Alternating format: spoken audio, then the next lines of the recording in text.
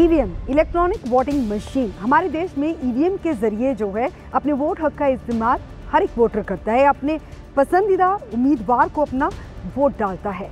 लेकिन इससे पहले अगर बात की जाए, हमारे देश में बैलेट पेपर के थ्रू जो वोट डाले जाते थे। बैलेट पेपर क्या होता था, एक ठप्पा लगता था पेपर पे, उसके बाद उन वोटों की, उन पर्चियों की गिनती होती थी और 203 दिन लग जाते थे रिजल्ट आने में। लेकिन जब से ईवीएम हमारे देश में आया तब से सब कुछ फटाफट होने लगा। ईवीएम के जरिए सब कुछ फटाफट तो होने लगा, लेकिन इस पर सियासत भी कई बार गरमाई है। अगर ताज़ा बिहार के इलेक्शन की बात की जाए तो बिहार के इलेक्शन में क्या हुआ, बिहार में कांग्रेस आगे चल रही थी, लेकिन अचानक क्या हुआ, कुछ ही वोटों से कांग्रेस पीछे रह गई। उसके बाद कांग्रेसी जो लीडर है उदित राज, उन्होंने ईवीएम पर सवालिया निशान खड़े कर दिए। उन्होंने कहा कि ईवीएम में गड़बड़ी हुई है। उन्होंने एक उदाहरण दी है कि अगर चांद पे या फिर मंगल ग्रह पर जाते हुए उपग्रह को धरती पे बैठ के कंट्रोल किया जा सकता है तो ईवीएम को क्यों नहीं। वो कहते हैं कि ऐसा संभव है कि ईवीएम में गड़बड़ी की जा सकती है। लेकिन अगर माहिरों की बात की जाए, इलेक्शन कमीशन ने भी साफ कर दिया है कि ऐसी कोई गड़बड़ी हो ही नहीं सकती है, ईवीएम टेम्पर्ड की ही नहीं जा सकती हैं, ईवीएम बिल्कुल मजबूत तरीके से काम कर रही हैं। बिहार में सिर्फ उदित राज ही नहीं बल्कि और भी कई लीडर्स ने ऐसे सवाल खड़े किए हैं। और उसके बाद पंजाब में भी ईवीएम को लेकर कई तरह के सवाल उठने लगे हैं। सुखबीर सिंह बादल ने सवाल उठाए हैं। वो कहते हैं कि बिहार में जो हुआ उसके लिए सीधा सीधा केंद्र सरकार पर निशाना साधते हुए उन्होंने कहा है कि ईवीएम में गड़बड़ी की गई है। लेकिन पंजाब की सियासत इस पर गरमाई, लेकिन पंजाब से कांग्रेसी लीडर कोई नहीं बोला है।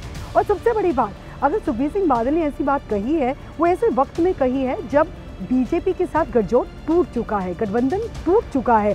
अब श्रोमणी अकाली दल बीजेपी के साथ या फिर एनडीए का हिस्सा नहीं है, तब सुखबीर सिंह बादल ने ऐसी बात कही है।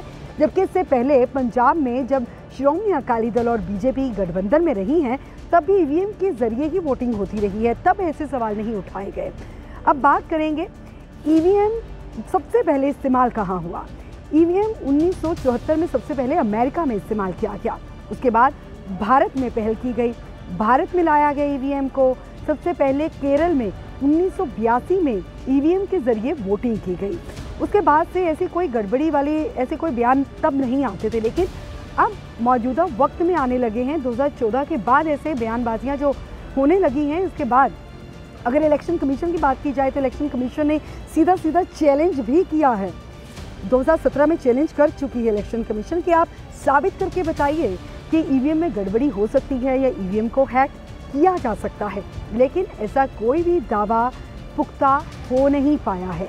हालांकि मामला हाई कोर्ट भी पहुंचा, मामला सुप्रीम कोर्ट भी पहुंचा और सुप्रीम कोर्ट ने यहाँ तक कह दिया कि ईवीएम के जरिए जो वोटिंग होती है उसका मिलान किया जाए वीवीपैट मशीनों के साथ। लेकिन तमाम बयानबाजियाँ लगातार जारी हैं और सियासत लगातार ईवीएम पे चलती हुई, बयानबाजियाँ चलते हुए हम अक्सर देखते हैं।